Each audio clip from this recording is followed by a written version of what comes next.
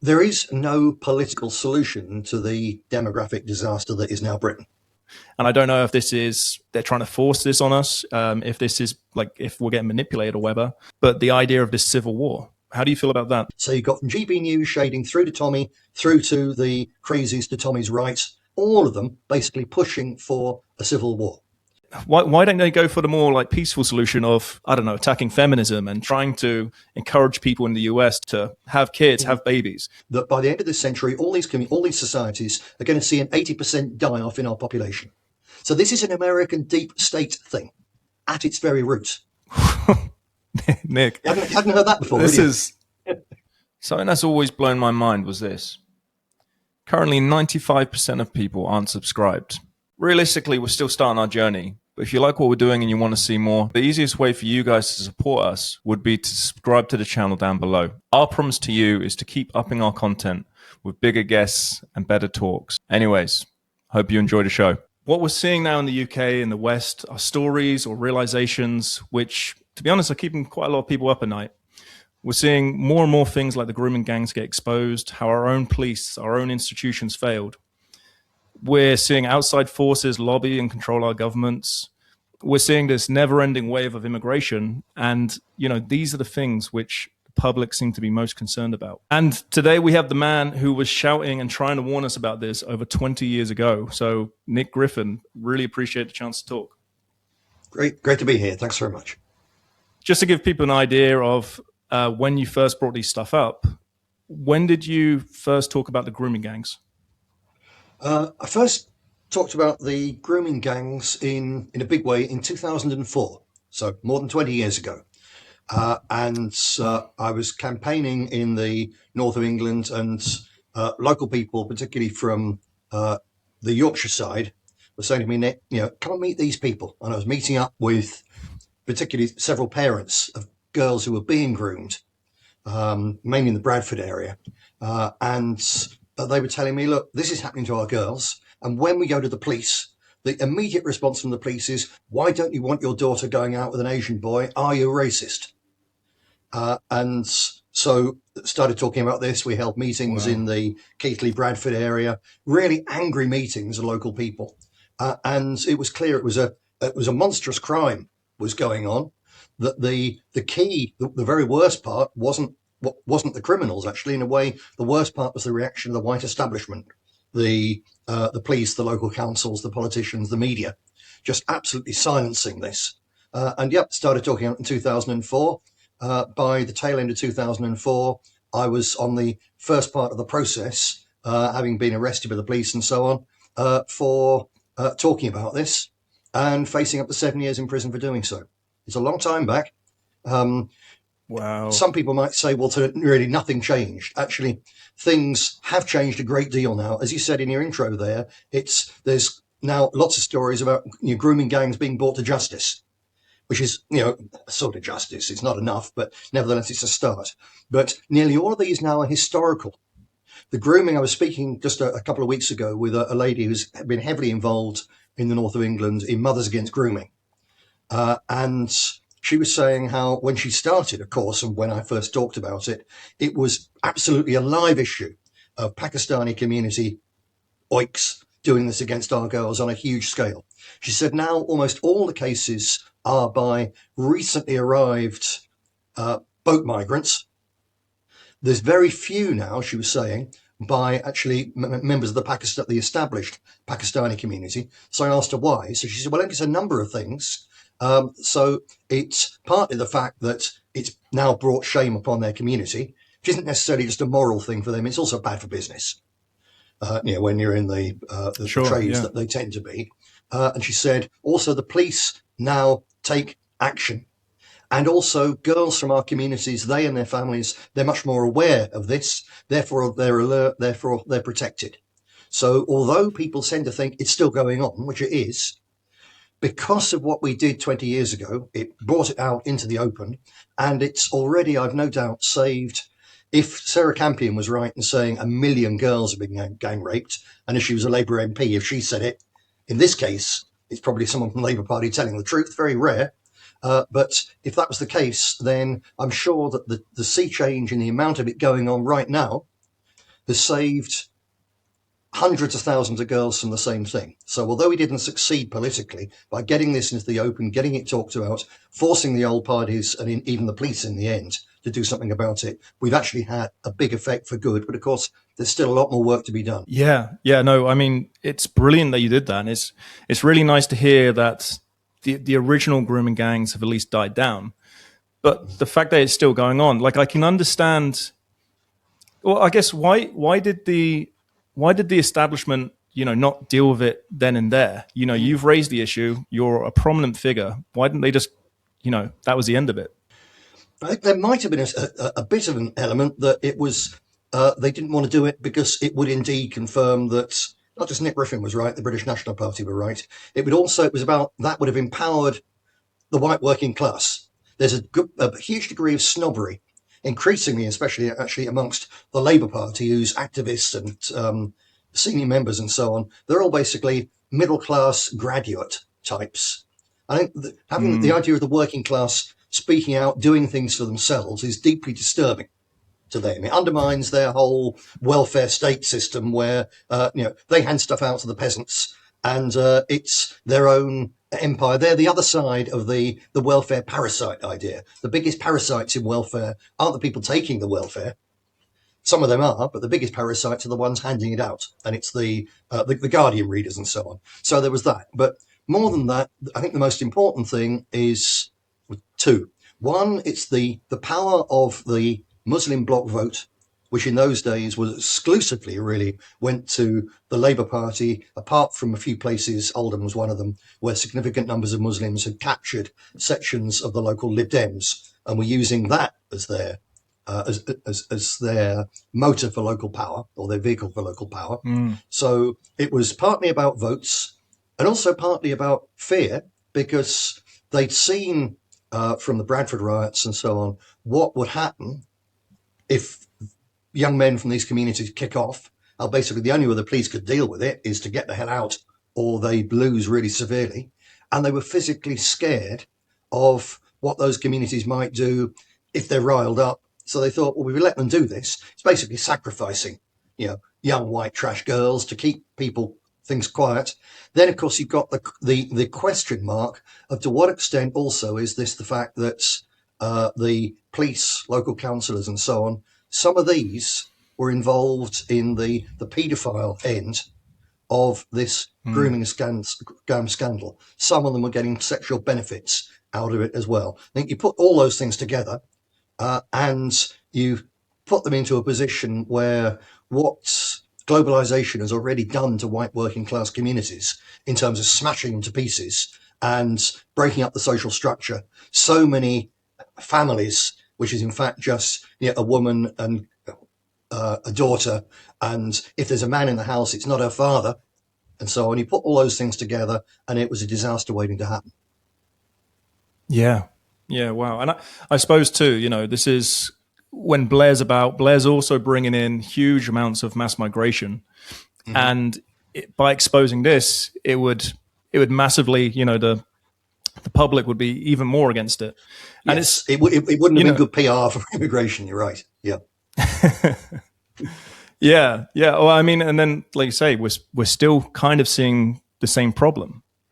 So I wonder if that's why they brush a lot of these under the rug. Like you say, it's bad PR. Yeah, I'm sure. They, the political elite, especially the Labour Party, have got this agenda to multiculturalise Britain, as they even admitted, to rub the noses of the right in diversity. But it's far more than that. They've hated us for a very, very long time. They want to swamp us, break our potential power, and get rid of us. And so nothing is to be allowed to stand in the way of mass immigration. And the problem of criminality amongst sections of especially recently arrived immigrant communities, when you put that together with sex, it's such a powerful thing. It's a deep-rooted human instinct and attacks on young girls. It's an immensely powerful thing. It's got all sorts of destabilization problems. It could send the country up in flames. So they've got to keep it quiet. The sensible way to keep it quiet would be to stop it by not allowing these people in, who are now the driving force of the current grooming gang scandal. But of course, they can't do that because their core agenda is to bring these people in huge numbers. Yeah, yeah. Which I guess leads on to quite nicely talk about reform and stuff like that, because obviously we're seeing that they're surging right now, and I'm losing more and more confidence in the guy by the day. Not that there was much to begin with, but Farage's whole image is on anti-immigration, right? But obviously now we saw him go to, that's been his position for ages, and he pretty much carried on after you. And to be honest, it seems like Farage wouldn't have even been able to exist if you didn't already kind of get the building blocks of what the BNP were doing. But now that we're seeing that he's gone to... Exactly so. Oh, sorry, go ahead. No. Well, okay, yeah, that is a good point to come in because, yes, and it's not... We put the building blocks there by forcing the issue out into the open and making it a live thing. But it's more than just Farage then stepped up and took over when we left off. Farage was all through the 2000s, the 2000 decade when we were really the electoral challenge, other than at European election times when UKIP was the main election challenge. But in terms of serious power politics in councils and British parliamentary elections, we were the ones who were the problem for the elite. And Farage he did a deal with the BBC, who realised, especially after Question Time, when they did their lynching job and allowed the BNP to say for a few short controlled minutes some of what we felt about Islamisation, immigration, and so on. And in their eyes, they let me establish the fact in the second half of that programme that the BNP was Islamophobic, racist, homophobic, blah, blah, blah. And the result of that was that in the opinion poll the following weekend, our standing went up from the highest we'd ever had was 6%. It went up to 22% of the British public saying they'd now consider voting BNP. At that point, the BBC were horrified because they thought that this let them say and expose them would do the job, and far from it. So from that point on, they switched. They never had me. I was never on any TV, radio, anywhere, unless it was something which was necessary under electoral law. And they promoted Farage to a monstrous extent. At that point, although UKIP had more MEPs than we did, we were still, UKIP and the BNP were in exactly the same position in the BBC's Question Time, how many goes do you get a year, which should have been twice a year for each of us, and perhaps once or twice more if something came up which was absolutely our issue. So if something about the European Union came up, Farage would have been, under their rules, on. If something about grooming immigration came up, I'd have been on. That was the rules. We should have had equal. And instead of that, I got the one lynching, and Farage was on 22 times. And on top of that, the anti-Brexit type ultra left-wing BBC put Farage on. They even put him on things like Have I Got News for You on comedy shows. And that was a deliberate promotion of Farage and UKIP in order to block the BNP.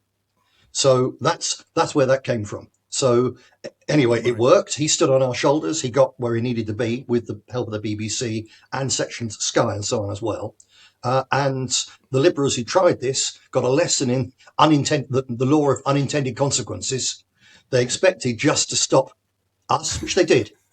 But they also got Brexit by mistake. And it's a flawed Brexit. We know that. But it still made an awful mess, of the Europhiles' plans. So we've now got the position that Farage is there as the anti-immigration man. Well, when he did his deal with the BBC, the deal was that he would be presented as the anti-immigration figure in order to stop us. The only way they thought they could do it by then. But his anti-immigration figure, he was with his agreement with the BBC, and we had people at the very top of UKIP, in the admin side at the time, so we knew exactly what went on. The deal was that he would be presented as the anti-immigration figure, but he would only ever attack white East European immigration from Christian countries. He'd never attack Islam specifically. He would never attack immigration from the non-white world, which if you really looked, that's what he did. It was just the media presented it as him being the anti-immigration man, and the public thought, we've got a choice between the deeply questionable, very extreme and demonised BNP and Nick Griffin, or the rather softer, but rather smarter UKIP and Nigel Farage. So they went for that.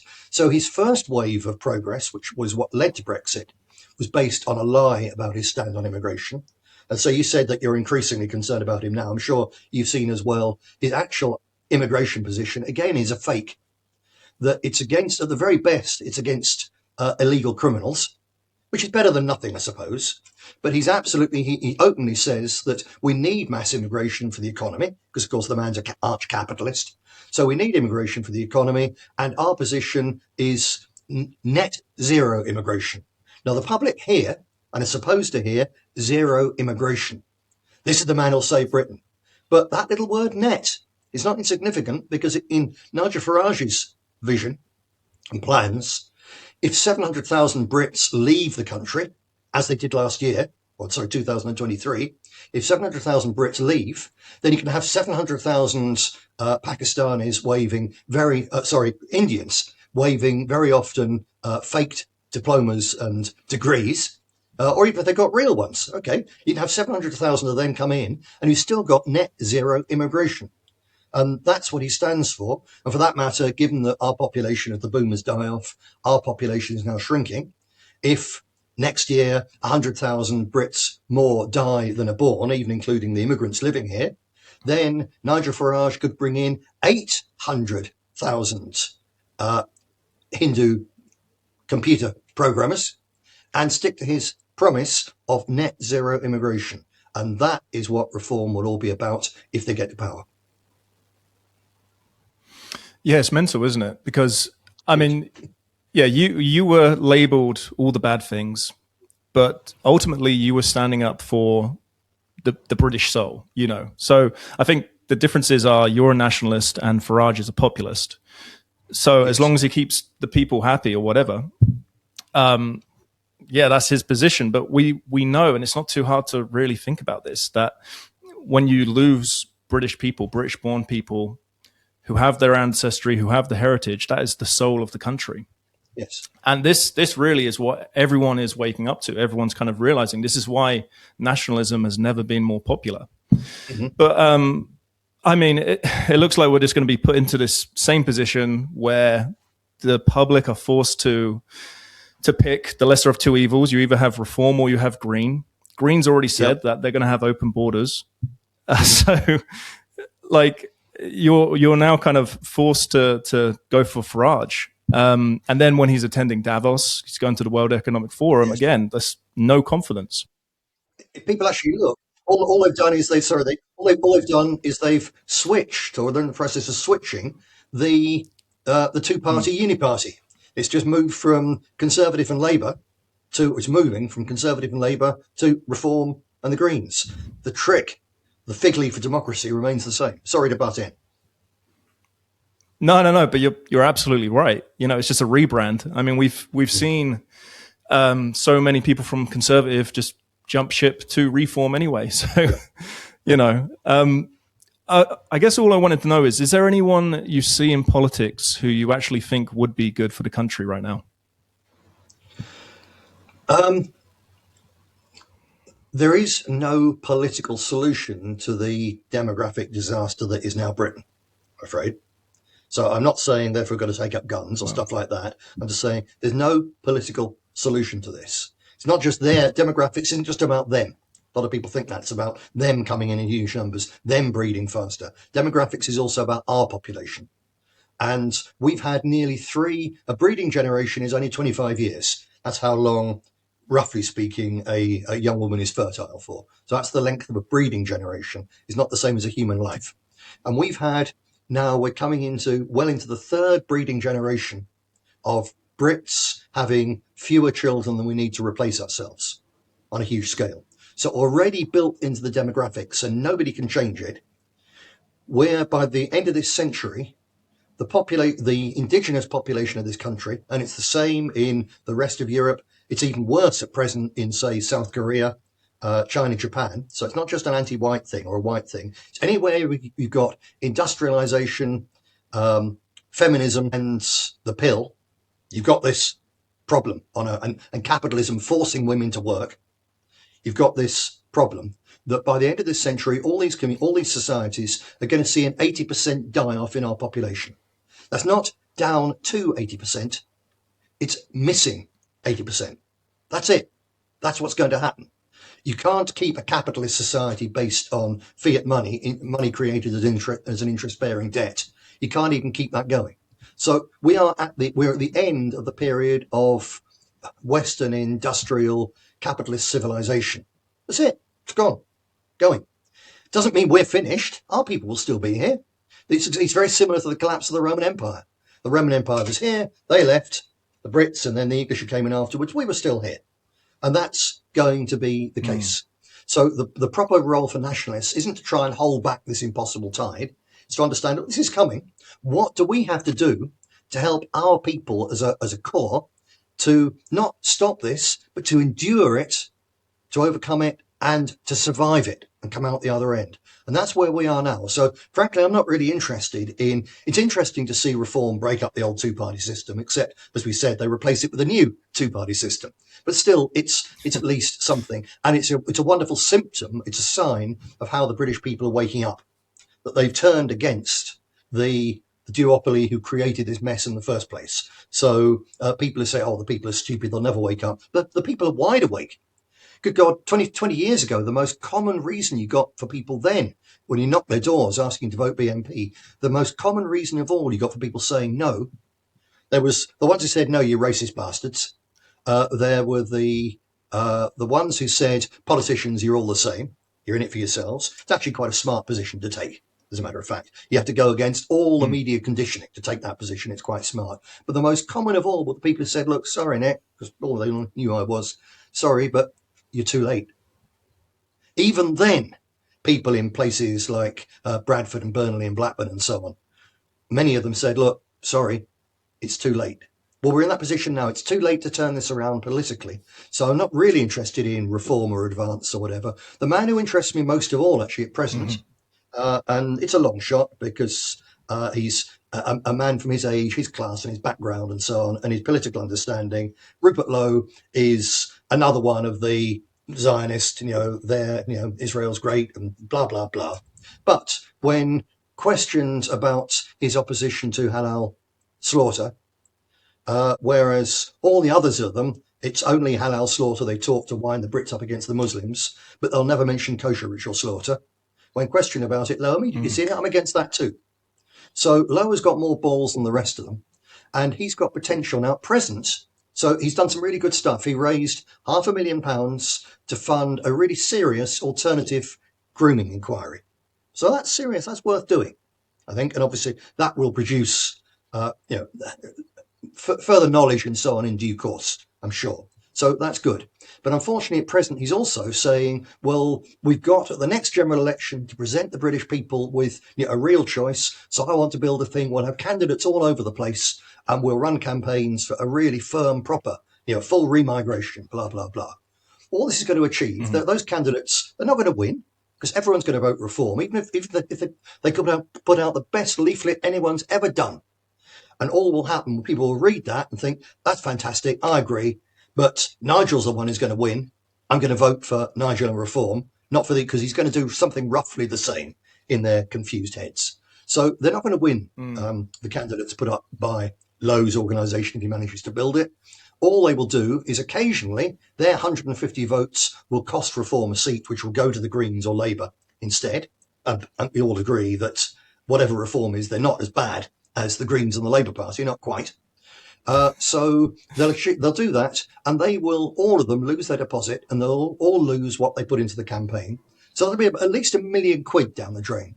Now, if Rupert Lowe would only stop and pause and think, look, I've got this capacity to raise money. I've got a very big reach. He's actually very popular amongst nationalists. Most of the public don't really know him, but people who are involved in the even at a soft level, say on Facebook and so on, and are concerned. Anyone who gets the question of the Great Replacement, which I guess is probably at least 20% of the British population, more amongst young people, they all know about Rupert Lowe.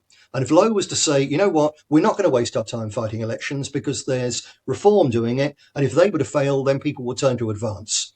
We're going to use my 30,000 basically members and my big following and the money that I can raise. We're going to use this to do two things: to campaign for legal rights and recognition for the indigenous peoples of this country.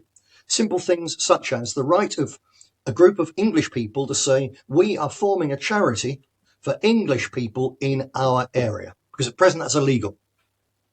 You can be Pakistani, Polish, Crazy. anything you like, but you cannot be English. And the same is actually true if it's an indigenous thing for the Welsh and the Scots, but they're not quite as badly off.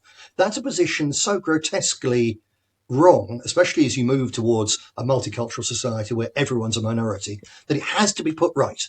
It's possible to put that right with a proper campaign. And Lowe's got the capacity to do that. That's half of it. The other is that because as we become even on the way to being a minority as a whole in the country, we're already the minority in many areas. And at that stage, the moment you're a minority in an area, the nationalists have always just given up on it because all they're interested in is elections. And self-evidently, you cannot possibly win once you're the minority. So those areas are just completely abandoned. And our people in those areas are completely abandoned. And they shouldn't be, because they're the microcosms of what's going to come in the future, more and more and more, until it's all of us. We're the minority. But there's this sort of rabbit in the headlight problem of nationalists and racialists or whatever, right-wingers. They seem to think that the moment you're a minority, it's finished, you're doomed, it's all over. Of course it isn't. You look at Northern Ireland, where for 100 years, the Catholic community were the minority, and they organised, and again, I'm not talking about bombs and bullets and stuff, I'm talking about things like the Gaelic Athletic Association, local community groups and so on. They built a really strong, vibrant community, which gave their people enough confidence to have more kids than the prods. So now they're the majority. And now the prods, having been the majority in that part of Ireland for 100 years, they're now the minority. And if any nationalist thinks when you're a minority, it's all finished, they just need to go to Northern Ireland during the marching season and just see and experience the power and the cohesion and the joy that's in loyalist communities around the marching band culture. There's 1 million loyalists. They've got 800 marching bands, thousands, tens of thousands of young men in these bands and young girls following these bands and at the colour parties. And I've been going to Northern Ireland and mixing in those circles for 40, getting on 50 years. And I can tell you that they're stronger and more cohesive and more confident now than they were then. Why? Because a minority tribe automatically comes together, stops thinking about I and me and thinks about we and us. Yeah. And that's the cusp at which the British people in general and the English in particular are at right now. It's what the huge success of the Raise the Colours thing was. 100 yards from where I live, there's flags. It's a little village, and there's flags all over the place. It looks like something in Northern Ireland. Our people are very rapidly tribalising precisely because they're under this pressure. That's why I'm so confident about things for the future. But Rupert Lowe at present is the one man who could step in and accelerate this process by at least 10 years. I'm not saying he's going to, because he's a Westminster politician. I don't have much faith in them. But I at least keep my fingers crossed that Rupert Lowe might understand that that is his historic role. And if he takes it, he can be a really important figure in the development of this new direction for our people. Well, that's it. I think, like we saw in BLM too, they took away anyone who could be a potential hero for white people. And, even in America, people like George Washington, this is one of the greatest men that ever lived. And yet this was completely trash. He was demonized. It wouldn't, if there was someone to fit that role, this would be a beacon for so many people. But there's a bunch of things, really good things you said there. I want to come back to the Israeli influence, but one of the things that we keep seeing, and I don't know if this is they're trying to force this on us, if this is like if we're getting manipulated or whatever, but the idea of this civil war, like you say, we're en route to becoming a minority. How do you feel about that? I think that a civil war, it's entirely possible in a multicultural society, less likely actually when you've got many, many different groups than when you've just got two groups. So the civil war, really, the potential is it's not really a civil war, because a civil war would be you and me fighting and our families fighting, because we're the same people. So if it's the Muslims against the rest of us, it's not a civil war, it's a communal war, on our turf. But it's a serious possibility. It was the reason I first of all got into racially aware and then nationalist politics, because my parents beliefs, which were mainly formed. My father was in India during the Second World War. He was in the RAF. He was stationed in India, and he was training young Indian recruits to repair radios. He said he got on very well with these lads. They were nice lads. They had fun. They had a laugh. And then basically one day, over a few days, they all left because they were Hindus and Muslims and Sikhs. And they went from all being sat in the classroom listening to what my dad was telling them with radios, they went to killing each other's families on an industrial scale with primitive weapons. And he came back, and the minute immigration started into Britain, he and Powell, I remember Powell when he articulated this, I remember my parents' joy in '68 that finally someone had said this, because it was based on what my father had seen, that these people coming in, they might be very nice, you might even need them to work the buses or the mills or whatever, but the risk is that you're importing this ghastly communal violence that he'd seen firsthand. He'd seen the bodies and so on. So that's where in the end, my beliefs and involvement comes from. So we've got that risk now. But the risk is being made far worse by the fact that there's a huge range now of these counter-jihad people. Everyone immediately says Tommy Robinson. And yeah, absolutely.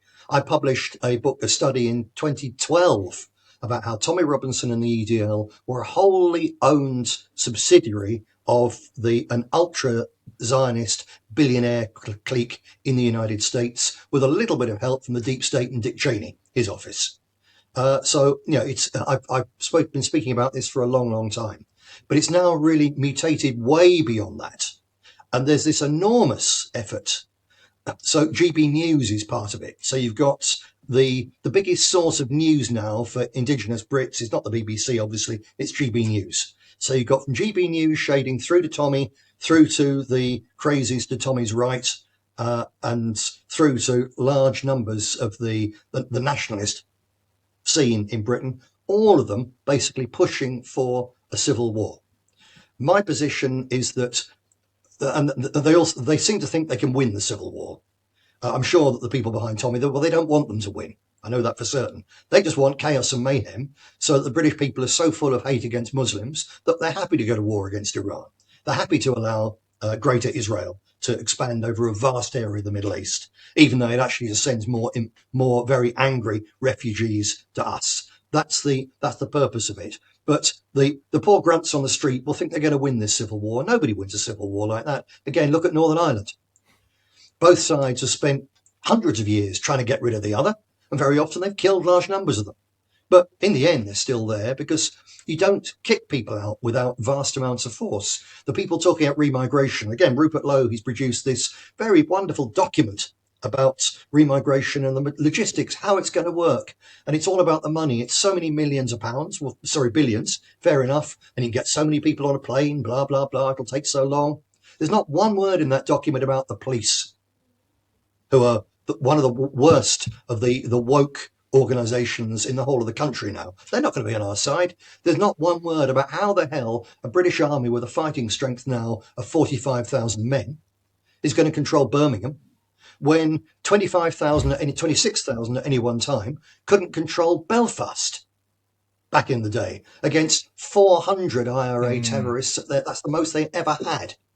Against there's thousands of Muslim veterans of the struggle against the British Army in Afghanistan and against the Assad government in Syria. There's thousands of them here. It's a far bigger thing than the IRA. So if it becomes a civil war, we're not going to get rid of them, and nor are they going to get rid of us. There's no possibility. All that'll happen is there'll be 30 years of horror and brutal and horrific murders on both sides.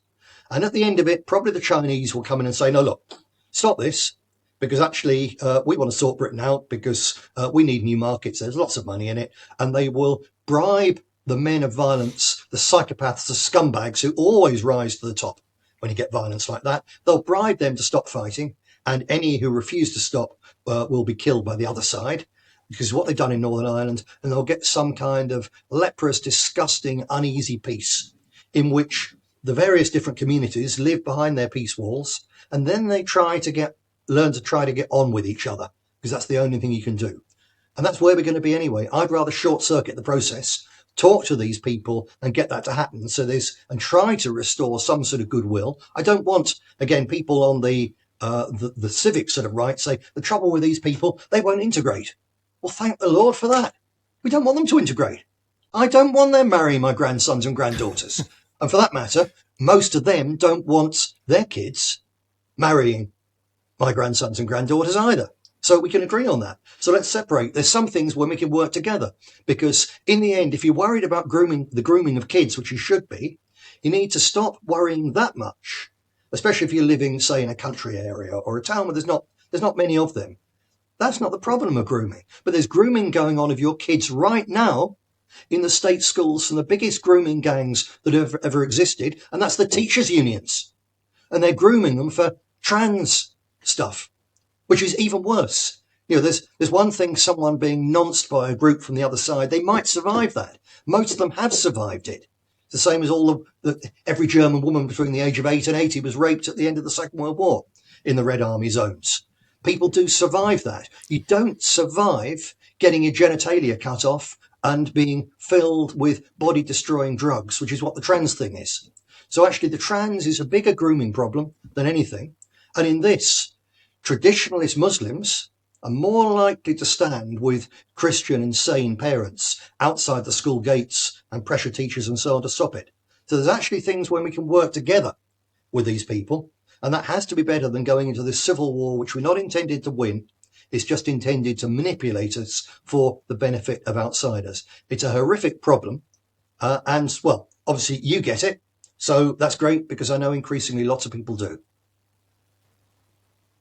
Yeah, I mean, this is the thing. And, you can see this with the right-wing media, the right-wing podcasts, obviously with GB News, but there is just such a clear intention to try and bring about this civil war. I mean, this document, the Crown Crescent Pitchfork, this is insane. I mean, this is like how to get hold of weapons, which areas in the UK will be war zones, planned and like really detailed assaults, which anyone can download.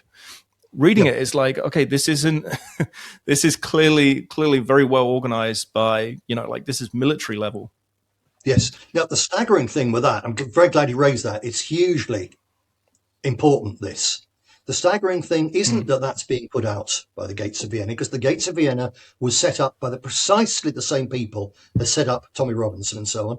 And actually, the ultimate setup came, as I mentioned, although Zionist billionaires have funded it, if you're only looking, as many on the far right do, it's the Jews.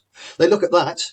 Right. You don't see behind this. The EDL is funded by Zionist billionaires, but it was set up by a group basically around the Centre for Vigilant Freedom, which came out of a thing operated by Frank Gaffney, who was a key gopher for Dick Cheney. So this is an American deep state thing at its very root. And Crown Crescent Pitchfork comes from that. And it's been massively boosted. Probably the reason that you originally saw it and everyone else came across it was when Professor David Betts, who's the military expert from King's College London, who's really the one who's most promoted now this civil war thing from a military academic point of view. And he's been running around saying on various podcasts, this document, they've really got it right, drawing attention to it. Now, if any rather autistic 17-year-old in the country was caught talking about those ideas with that thing on his computer, he's going to prison for years. But Professor David Betts is allowed to do it. And the thing he's part of at King's College London has a £43 million contract to do all the political training, not just for the British military, but also for the higher levels of the British intelligence services and so on, and also the British civil service.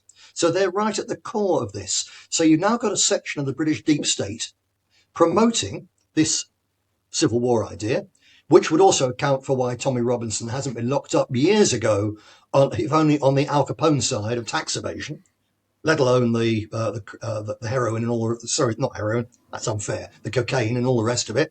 But they haven't. They've let him run.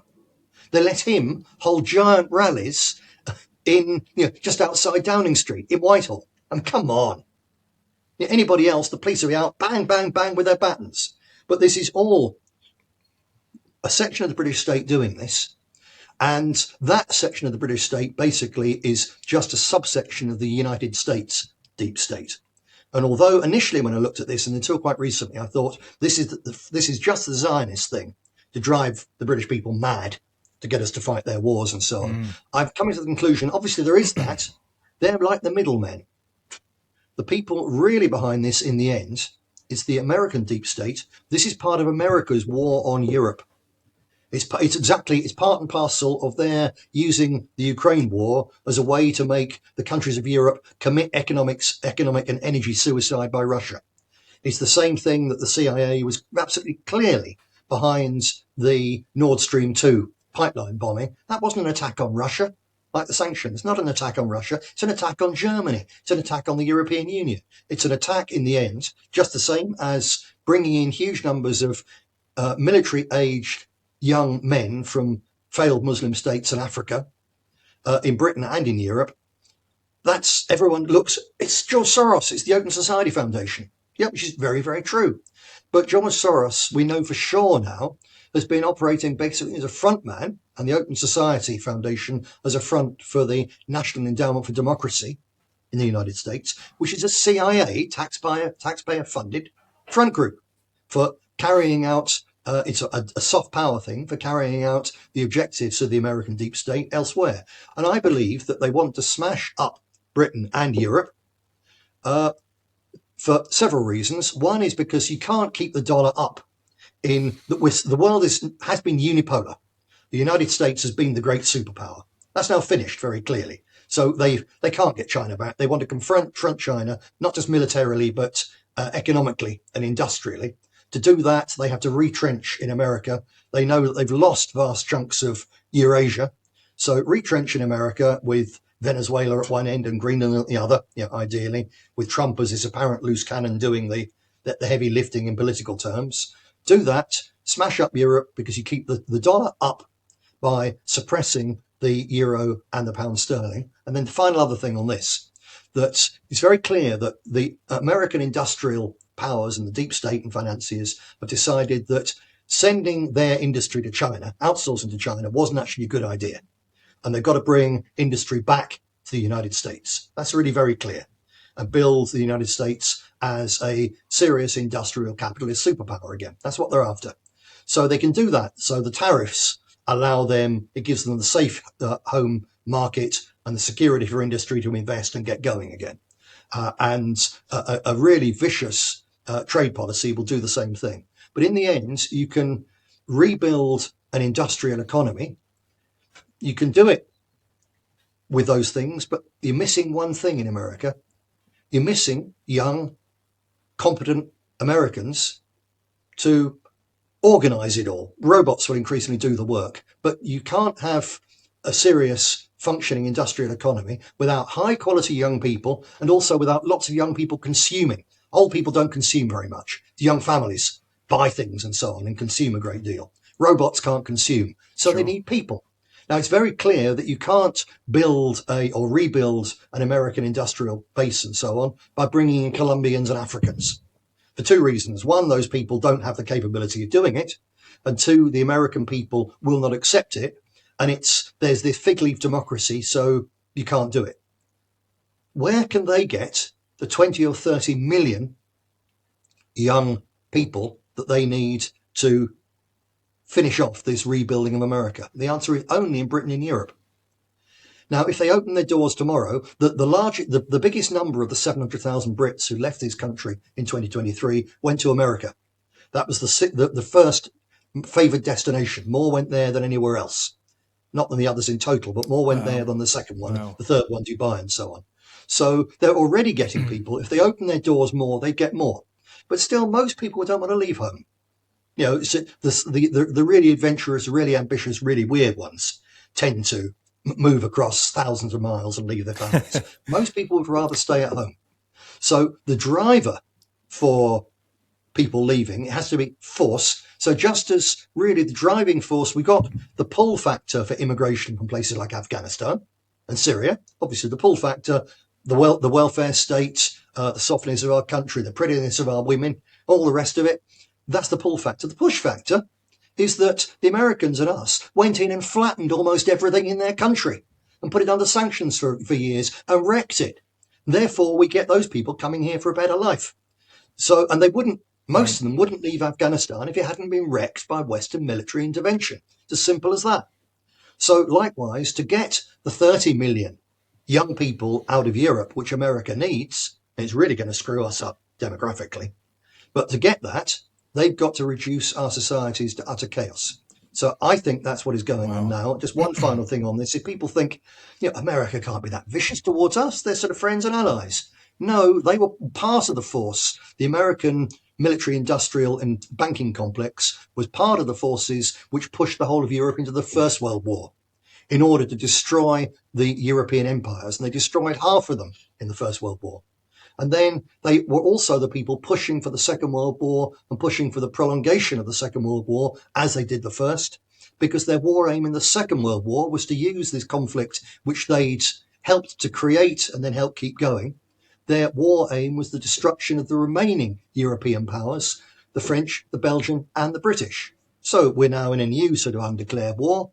And I believe that their fundamental aim, as I say, is to depress our countries economically so that the United States of America is the top dog of the shrunken American sphere of influence in the world, and so that they can take millions of young people from here to keep their country going and get over their demographic bust. Nick, You hadn't heard that before. This is yeah, like just trying to wrap my head around it. Like, so it's the deep states. It would be easier for them to completely destroy Europe and the UK because you're right. Like, we would be the favored people to go to the US, would be the best to integrate. But like, I'm just thinking, like, wouldn't it? Why don't they go for the more like peaceful solution of, I don't know, attacking feminism and trying to encourage people in the US to have kids, have babies? Then it would be homegrown, yes. Right? Yeah, absolutely. So I'll come on to that for a moment. Just one thing. I'm not saying that they want to completely destroy Europe. I'm saying they want to wreck it, because there's another advantage of this. If you have a serious war, and you can't have a serious war really sensibly with Russia, because it probably ends up as a nuclear war, everybody dies. Whereas a war between the thems and the us's, the civil war all over Europe that Professor Betts is talking about, if that happens, at the end of it, you've got a ruined Europe, and then you can have a new Marshall Plan, because finance capitalism works on creative destruction and on destroying things, so then you rebuild them again. So they come in at the end of this, and it'll either be, like I said before, the Chinese or the Yanks will come in and say, look, we'll rebuild it, but we own everything, including Stonehenge. Ship it to Texas, perhaps, and then we'll help you rebuild. So there's that. So, why don't they just do it the sensible way by dealing with feminism and having a higher birth rate? Well, partly I think because it seems that most people involved in politics at this sort of level are psychopaths. So they're not interested in building things. They just want to wreck things. But also, it's a very slow process. So, for instance, the birth rate in Britain now, the average birth rate is 1.4 per woman of childbearing age. America is roughly the same. In terms of the white birth rate, it's even lower than that. If you cut out the immigrant communities who actually, by historic standards, don't breed very fast, the Pakistani community in Britain, their birth rate is now 2.4. It's falling off a cliff. But it's still much higher than ours. It's still just above replacement rate. 10 years' time, it'll be below replacement rate. Ours will be even lower. Theirs will be down as well. But the problem with turning this around is that the birth rate that we've had over the last 3 breeding generations, as I was saying before, now means that we've got such a shrunken, they call it a cohort, the next generation of potential breeding couples of our people, it's the same in America, is so small that you'd have to increase the birth rate from where we are now to 3, so more than double where it is now, and keep it there, not for 5 years, the term of one parliament, not for 10 years, not for 25 years, one breeding generation. You'd have to keep it there for 3 breeding generations before you were back to the stability level of where we were in the 1960s. So here's the key problem. Capitalism is short-termist. It doesn't think, and especially when it operates under the fig leaf democracy, when if a government a regime does things which are too unpopular, it will lose. It'll be replaced by people who offer the masses a better bribe. You'd have to keep this going for 80 years. Capitalism can't do that. They need a quick fix. And the quick fix is mass immigration from, well, obviously from somewhere else. And if you want mass immigration, which instead of destroying actually helps you to rebuild, you've got to have mass immigration from places like this. There's plenty of countries now which are trying to sort out the demographic problem. So Hungary is a good example. South Korea, Japan, Russia, all sorts of people are doing it. And what they keep on finding happening is that they, the minute when they first bring these things in, there's a spike. Birth rate does go up.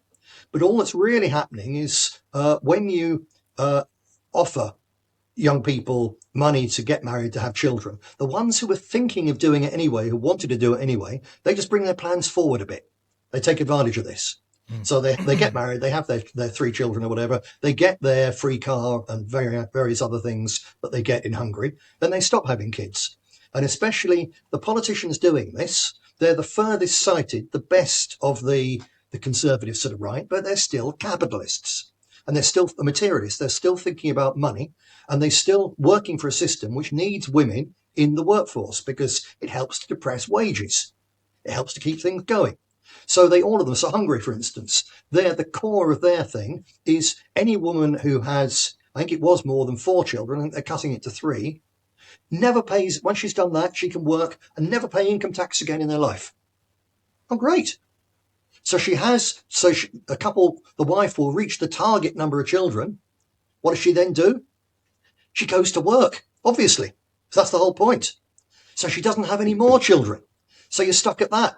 So whereas some families could have gone on to have 6, 7 children, they're stopping at 3 because that's where the thing is. The only way you could have large, serious numbers of children. So instead of 3, and it's going to take 80 years, if you had 6, it's going to take 40 years. It's a lot better.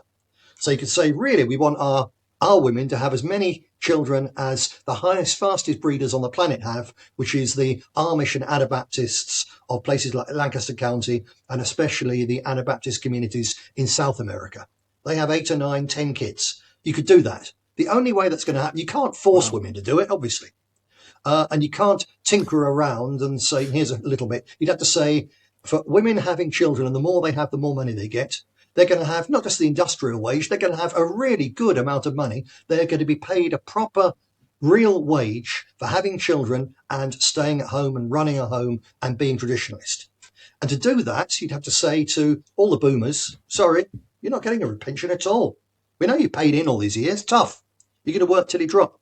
You'd have to say to all the people who don't want to get married, to all the homosexual couples, all the lesbians, all the people, even who for no fault of their own can't have children, you'd have to say to all of those people, you are going to have to pay vast sums of money for the next 40 years to pay for people to have children.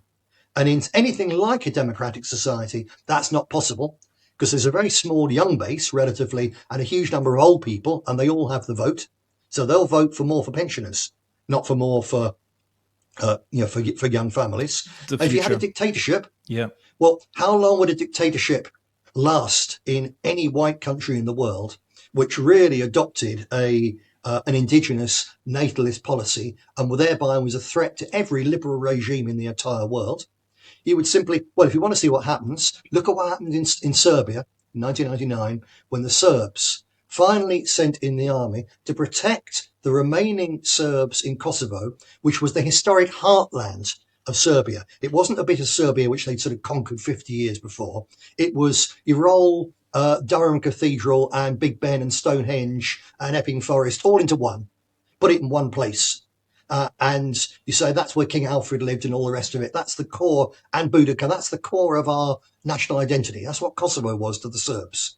And they lost it to mass immigration by Muslim Albanians, who were then literally slaughtering and ethnically cleansing the remaining Serbian Christians from those areas. The Serbians said, right, stop this, sent the army in, and the United States of America, France and Britain and so on bombed Serbia for 78 days in order to force the Serbians. And General Wesley Clark, who was in charge of the NATO forces, said the key thing here is there is no room in Europe for a monocultural society. That's what this war is about. So that's what we would face. You'd have the open society type people, you'd have Antifa, you'd have them on the streets, you'd have the woke police force who sure as hell backing off, not doing anything. You couldn't even, not even a dictatorship could impose these things because it's simply impossible. That's why there's no political solution to this. We simply have to hunker down, and on a larger scale of just how the monasteries in the Dark Ages, which weren't quite that dark in a way, but let's not go there. But the monasteries brought the light of learning and reading and writing and the ideas that come from Christianity, which put everybody has to be under the law, including the nobles and the king. That only came through from the church. That only survived. Christianity only survived in the monasteries, in these tiny pinpricks of light in a world of darkness. And that's roughly where we're heading. Now, our communities of our people won't be tiny pinpricks of light.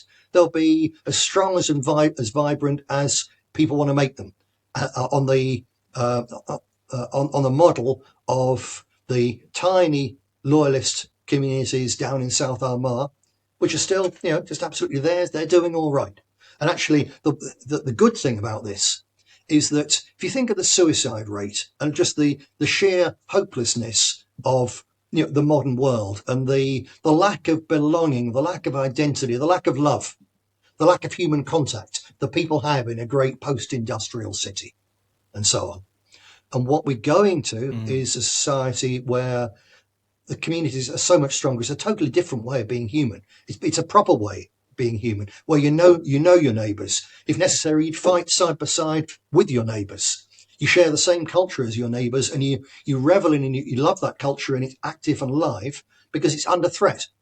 We're actually heading for somewhere where, although the big picture is actually, it looks horrible, for someone who's in part of our community, who's part of us, it'll be a far richer and fuller life.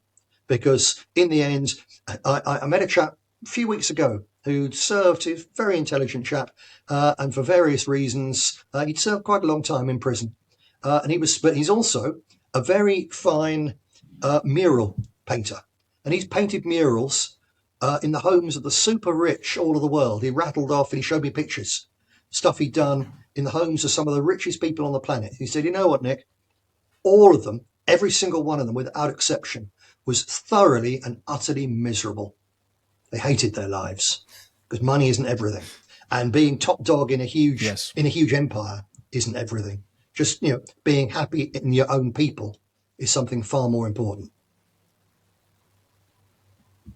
Yeah. I mean, and this for me, this was, it was something that I didn't want to be true because, if you brought up with the whole liberal mindset, you were just told we're all equal, and which is true, but culturally there is so much friction, and yet you're kind of told with that mindset, just don't pay attention to that. No, actually, you're being the problem right now.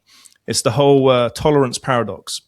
We have this tribalistic kind of way of thinking is only becoming more and more popular because we're becoming the minorities and such. But I guess for me, I think one of the things that always comes back to is this whole, capitalism, we're forever in debt. And so many young people are waking up to this because there's no light at the end of the tunnel. At least with the baby boomers, okay, you could still have a normal life. You could still afford a house. You could have the wife, have the kids. Now that's not even an option for people. So is there ever a way we would get away from kind of the capitalist system? Yep, absolutely. Once you have the capitalist system, because it's based on debt, it has to be based on overall growth. It goes up and down a bit, but it has to be based on that. And you can't have overall growth when your population's declining, crashing. So we're very unfortunate in Britain, actually, because we're quite a small country relative to our population. So the effect which is already happening in most of the other countries of Europe hasn't yet happened here.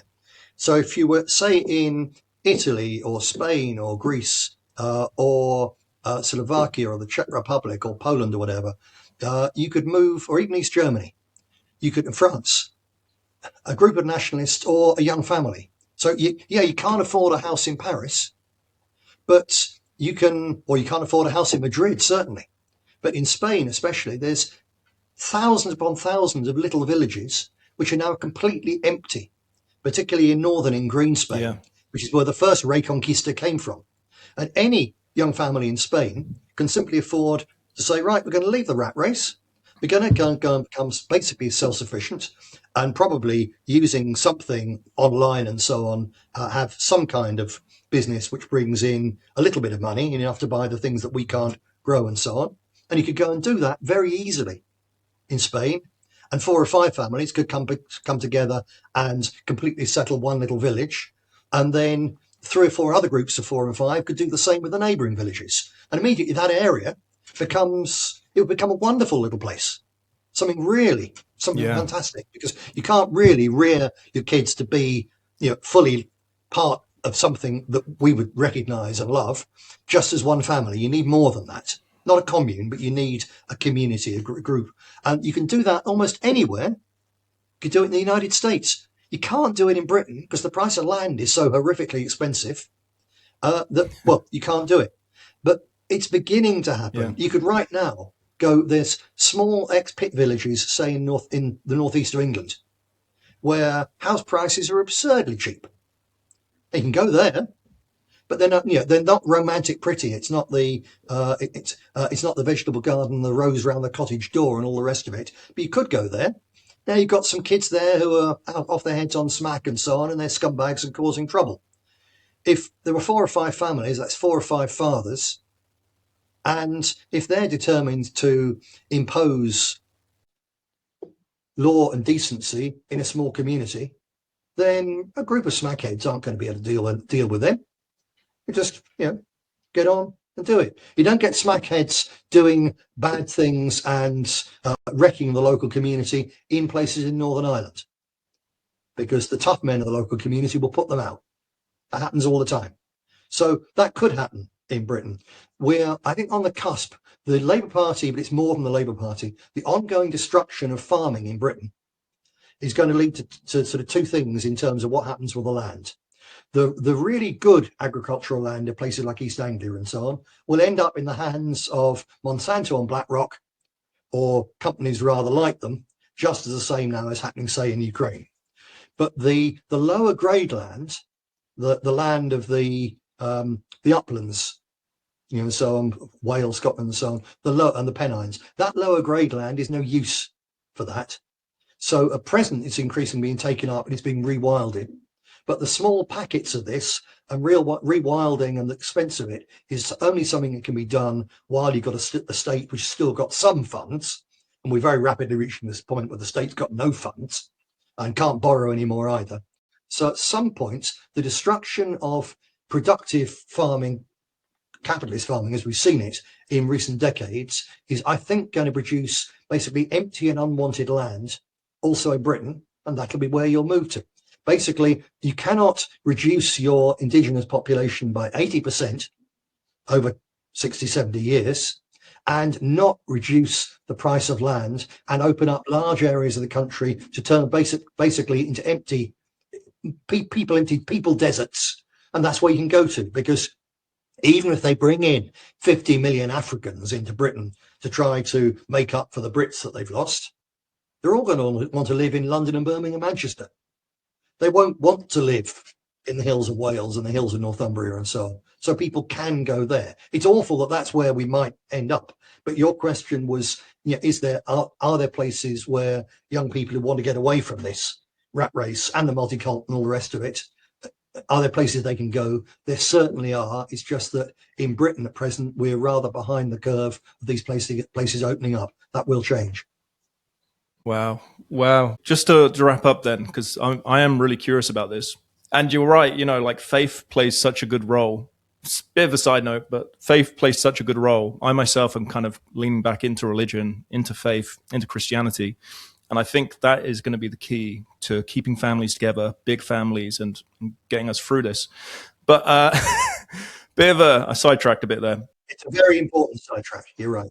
I think this is if people are listening, I think this is our best solution. Can I just say on that, by the way, I'm going to just come in on that before you go to your final point, because it's a really important point. Perhaps explore it more another time. But there's 2 things. First, there's only one surefire predictor of large families, and it's not state aid, It's not a Lebensborn type program by a fascist state. The only thing that works is religion. There's only 3 fast breeding groups in the planet other than still Africa, which is rather behind the times, and that's fundamentalist Jews, fundamentalist Muslims, and fundamentalist Christians. They're the ones who have large numbers of kids. So there's a practical reason, there for being down a religious route. Again, purely practical, so not going into the moral, the religious side and so on. Again, purely practical, that to take an ideology into battle against a religion is taking at best a knife, probably a plastic knife, to a gunfight. So when the menace was communism in the 1930s, the response to the ideology of this communist threat was an ideological response. So all the fascist organizations in Europe, that was an ideological counter to an ideology. When the religious threat is Islam, and I'm not blaming for Muslims like that, it's been imported into our part of the world in order to be a threat, in order to be a problem. So it's the key religious threat, not the key political threat. It's an artificially imported religious threat. You can't oppose, and with ordinary Muslims, it's not a threat. But if it becomes radicalized, as it would if we go into a civil war, you can't oppose a hardline religion whose people are happy to die for their faith and even happier to have kids for their faith. You can't oppose that with an ideology. You can only oppose it with another religion. And if you want to go back also, then we're fighting a religious war on another front. It's not just Islam. There's also the religion of liberal atheism. It's a religion, and it shades into Satanism, the really dark stuff, the pro-abortion stuff, all the rest of it. So we're in a religious war against this ghastly anti-human atheism. And again, you can't fight that with anything other than Christianity, because fundamentally you have to be traditionalist. You have to go back to the traditions of your ancestors. And people who say, well, we have to go back to paganism. Sorry, it's dead. It's an awful long time ago. It's not part of our culture. In any case, it involved child sacrifice and all sorts of horrors and slavery. And so the core of the world, which we think is good, the core of everything we think is brilliant amongst our people produce for the world, the very core of that is an absolute combination of our unique DNA, has to be preserved, and our Christian faith. And even if people can't believe in it for themselves in a supernatural sense, they at least have to take it on board as strongly as a cultural sense, because it's the roots of where we come from and it's the foundations of where we move on. Sorry to go into that one, but I thought that's really important. So your final point, and I'll try and deal with it quickly. No, it's all good. It's all good because, even when you think of people's values nowadays, even if you were liberal, the root of where you got these values is Christianity, which they don't want to come to terms with. If you are someone who prioritizes equality, this can be directly linked to the teachings from Jesus. And even if you're not the most spiritual person, like you were saying earlier, this guy who's seeing all these rich families and all of them are miserable, not just Satanism, but also I feel it leads into nihilism. When you're thinking about just yourself, me, you're trying to fill a bottomless pit with consumerism or stuff, and it never fills the gap. So I can only speak from my own experience, but this has been the thing which really has given my life more meaning, and it's put me on a better path. So if only that, I recommend it for others. Nick, honestly, thank you so much. Let's do this again some other time when we got a bit more time, because you've got some really interesting ideas I want to go deeper on. But thank you. Smashing. Thank you very much. Thanks for some really interesting questions. A great discussion. I hope your viewers have enjoyed it, and hope to see you again fairly soon. Well, if you made it this far, thanks very much. Unfortunately, the talk with Nick got cut a bit short. There was a lot of things I actually had planned to talk about. That being said, he was happy to do another show, so for sure this will get covered next time. The thing that I'm finding really interesting, I've been wondering for a while now, why is it nationalism was allowed to be on the airways? Why is it that they're allowing these voices to now come forward when they didn't, when there's the likes of BNP, Mark Collette, and everyone else getting censored? Why is it now popular? because they have full control of this algorithm and they know exactly what they're doing. And to go on to what Nick was saying today, it started to make a lot more sense to me why that'd be the case. By making the majority in the Western worlds stand up for themselves, which is a good thing, but could this actually lead to a civil war? Anyway, if you haven't already, leave a comment. Let me know what your thoughts are. If you're listening on Spotify, please leave a 5-star review. Like I say, I got a lot of Muslims, a lot of Zionists who aren't happy with the chats. And if you haven't already, feel free to subscribe. Anyway, I hope you enjoyed. See you next time.